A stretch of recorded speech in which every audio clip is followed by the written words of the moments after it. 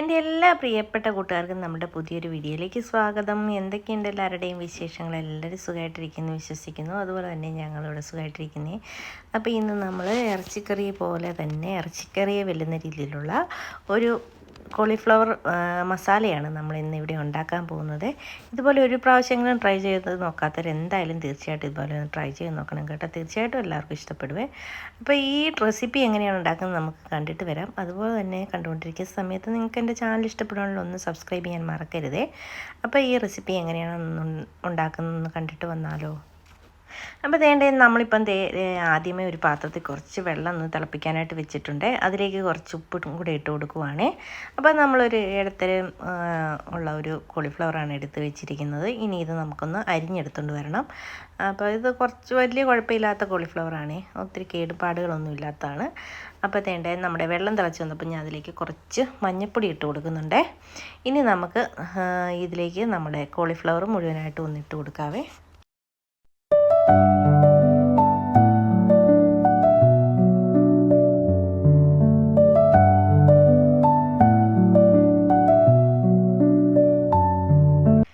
Cauliflower ഇട്ട് കൊടുത്തിട്ട് ഒരു 5 മിനിറ്റ് മാത്രമേ ആ ചൂടുവെള്ളത്തിലിടാവുള്ളൂ. അതിന് ശേഷം നമുക്കൊരു സ്ട്രെയിനറിലേക്ക് ഇതൊന്ന് ഊറ്റിയെടുക്കണം. അപ്പോൾ ഞാനിതൊന്ന് ഇളക്കി കൊടുത്തതിന് ശേഷം നമ്മളിനി തീ ഓഫാക്കി കൊടുത്തിട്ട് ഒരു സ്ട്രെയിനറിലേക്ക് ഇത് ഒഴിച്ച് കൊടുക്കുവാണേ. ഒത്തിരി നേരം ഇട്ട് കഴിഞ്ഞാൽ നമ്മുടെ കോളിഫ്ലവർ വല്ലാതെ അങ്ങ് വെന്ത് അവിഞ്ഞു പോകും. നമുക്കിനി വേറെ മസാലയിലിട്ടൊന്ന് വേവിക്കേണ്ടതാണ്. അതുകൊണ്ട് നമ്മൾ ഇതേ രീതിയിലൊന്ന് നമുക്ക് മാറ്റിയെടുക്കാം. ഇനി നമുക്ക് ആ ഒരു പാൻ തന്നെ നമ്മൾ അടുപ്പത്തേക്ക് വെച്ചിട്ടുണ്ട്. അതിലേക്ക് നമുക്ക് കുറച്ച് വെളിച്ചെണ്ണ ഒഴിച്ചു കൊടുക്കാം. വെളിച്ചെണ്ണയിലാണ് ഞാനിത് ഉണ്ടാക്കിയെടുക്കുന്നത്. അപ്പോൾ അതിലേക്ക് നമുക്ക് എടുത്തിരിക്കുന്നത് ഒരു 1.5 സവോളയും അതുപോലെ ഒരു ചെറിയ കഷ്ണം ഇഞ്ചിയും 2-3-4 പച്ചമുളകും ഒരു 2 കഷ്ണം വെളുത്തുള്ളിയും ഞാൻ നീളത്തിൽ അരിഞ്ഞെടുത്തിട്ടുണ്ട്. അത് നമുക്ക് ഈ എണ്ണയിലേക്ക് ഇട്ട് കൊടുക്കാം. ഇട്ട് കൊടുത്തതിന് ശേഷം നമുക്ക് ഇതൊന്ന് ഇളക്കി കൊടുക്കണം. ഇളക്കി കൊടുത്തിട്ട് പിന്നെ നമുക്ക് ഇതിലേക്ക് 2 തണ്ട് കറിവേപ്പിലയും കൂടെ ഒന്ന് ചേർത്ത് കൊടുക്കാം.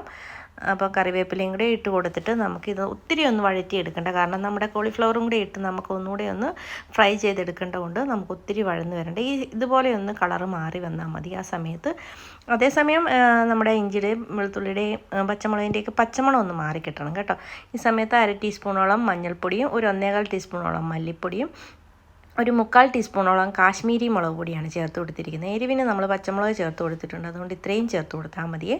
പിന്നെ നമ്മൾ ഒരു 1/2 ടീസ്പൂണോളം ഗരം മസാലപ്പൊടിയും ഇതിലേക്ക് ചേർത്ത് കൊടുക്കുന്നുണ്ട്. അതിനുശേഷം നമുക്കിത് നന്നായിട്ടൊന്ന് റോസ്റ്റ് ചെയ്തെടുക്കണം. ഈ പൊടികളുടെയൊക്കെ പച്ചമുളക് ഒന്ന് മാറി വരുന്ന വരെ നമുക്ക് ഇതൊന്ന് മൂപ്പിച്ചെടുക്കാം. അപ്പം നമ്മൾ തീ ഒത്തിരി കുറച്ച് വെച്ചിട്ട് വേണം ഇത് ചെയ്യാനായിട്ട് കേട്ടോ. തീ ഒട്ടും പാടില്ല. അപ്പോൾ നമ്മുടെ പൊടികളൊക്കെ പെട്ടെന്ന് കരിഞ്ഞു പോകും. അതുകൊണ്ട് ഇതേ രീതിയിലൊന്ന് ഫ്രൈ ചെയ്തെടുത്തതിന് ശേഷം നമ്മൾ ഊറ്റി വെച്ചിരിക്കുന്ന നമ്മുടെ കോളിഫ്ലവറില്ലേ ഇതേ രീതിയിലായി വന്നിട്ടുണ്ട്. അപ്പോൾ ഇത് നമുക്ക് നമ്മുടെ മസാലയിലേക്ക് ഒന്ന് ചേർത്ത് കൊടുക്കാം. ചേർത്ത് കൊടുത്തതിന് ശേഷം നമുക്ക് നന്നായിട്ടൊന്ന് ഇളക്കി മിക്സ് ചെയ്യണം. ഒരു തരി പോലും വെള്ളം ഇതിനകത്ത് ചേർക്കരുത്. ചേർത്ത് കഴിഞ്ഞ് കഴിഞ്ഞാൽ ഇനി നമ്മുടെ കോളിഫ്ലവർ വല്ലാതെ അങ്ങ് കുഴഞ്ഞ് ഒട്ടും ടേസ്റ്റില്ല. ഒരു വെള്ളച്ചവ മാത്രമായിരിക്കും വരുന്നത്. അതുകൊണ്ട് എണ്ണയിൽ തന്നെ കടന്ന് ഇത് ഫ്രൈ ആയി ഇനി വരണം. അതിനായിട്ട് നമുക്കിതൊന്ന് ഇളക്കി നന്നായിട്ടൊന്ന് മിക്സ് ചെയ്ത് കൊടുക്കാം. അതിന് ശേഷം നമുക്ക് ഇതൊന്ന് മൂടി വെച്ച് ഒരു 10 മിനിറ്റോളം ഒന്ന് വേവിച്ചെടുക്കണം. അതിന് ശേഷം നമ്മുടെ കോളിഫ്ലവറൊക്കെ ഇപ്പം നന്നായിട്ട് മസാലയൊക്കെ പിടിച്ച് വന്നിട്ടുണ്ട്. അപ്പോൾ ഇനിയിപ്പോൾ ഒത്തിരി ഇട്ട് ഇളക്കി കഴിഞ്ഞ് കഴിഞ്ഞാൽ അത് വല്ലാതെ അങ്ങ് പൊടിഞ്ഞു പോകും. അതുകൊണ്ട് നമുക്ക് ഇതേ രീതിയിൽ നമുക്ക് എടുക്കാം. ഈ സമയത്ത് ഉപ്പും എരിവും ഒക്കെ നോക്കണം. മസാലയൊക്കെ കുറവുണ്ട് ഈ സമയത്ത് നമുക്ക് ചേർത്ത് കൊടുക്കാം. ഇപ്പോൾ ഇതെല്ലാം കറക്റ്റായി വന്നിട്ടുണ്ട്. ഒട്ടും വെള്ളം പാടില്ല കേട്ടോ. വെള്ളം ഒഴിച്ച് കഴിഞ്ഞാൽ നമ്മുടെ കോളിഫ്ലവറിൻ്റെ കറിക്ക് ഭയങ്കര വെള്ളച്ചവയായിരിക്കും, പിന്നെ അത് കൂട്ടാനും കൊള്ളത്തില്ല. അപ്പോൾ ഇതേ രീതിയിൽ എല്ലാവരും ഒന്ന് തീർച്ചയായിട്ടും ട്രൈ ചെയ്ത് നോക്കണം. വീഡിയോ കണ്ടുകൊണ്ടിരിക്കുന്ന സമയത്ത് നിങ്ങൾക്ക് എൻ്റെ ചാനൽ ഇഷ്ടപ്പെടാനുള്ള ഒന്ന് സബ്സ്ക്രൈബ് ചെയ്യാനും ലൈക്ക് ചെയ്യാനും ഷെയർ ചെയ്യാനും കമൻറ്റ് ചെയ്യാനും മറക്കരുത്. അതുപോലെ തന്നെ സബ്സ്ക്രൈബ് ചെയ്യാതെ ആരെങ്കിലും കാണുന്നുണ്ടെങ്കിൽ പ്ലീസ് ഒന്ന് സബ്സ്ക്രൈബ് ചെയ്ത് സപ്പോർട്ടും കൂടെ ചെയ്തേക്കണേ. സ്കിപ്പ് ചെയ്യാതെ വീഡിയോ മുഴുവൻ കാണണേ. ഇത് അപ്പത്തിൻ്റെ കൂടെയും ചപ്പാത്തിയുടെ കൂടെയും പൊറോട്ടയുടെ കൂടെയും ചോറിൻ്റെ കൂടെയൊക്കെ കഴിക്കാൻ നല്ലൊരു കോമ്പിനേഷനാണ്. എല്ലാവരും ഒരു പ്രാവശ്യമെങ്കിലും തയ്യാറാക്കി നോക്കണം. അപ്പം നമ്മുടെ അടിപൊളി ടേസ്റ്റുള്ള കോളിഫ്ലവർ മസാല ഇവിടെ ഇറച്ചിക്കറിയുടെ ടേസ്റ്റിലുള്ള മസാല ഇവിടെ റെഡി ആയിട്ടുണ്ട്. നോൺ വെജ് കഴിക്കാത്തവർക്ക് ഇത് അടിപൊളിയായിരിക്കും. എല്ലാവരും ഒന്ന് ട്രൈ ചെയ്ത് നോക്കണം. ഇതുപോലുള്ള ചെറിയ കുക്കിംഗ് വീഡിയോസും വ്ളോഗ്സും ഒക്കെ ആയിട്ട് വരുന്നവരെ എല്ലാവർക്കും താങ്ക് യു.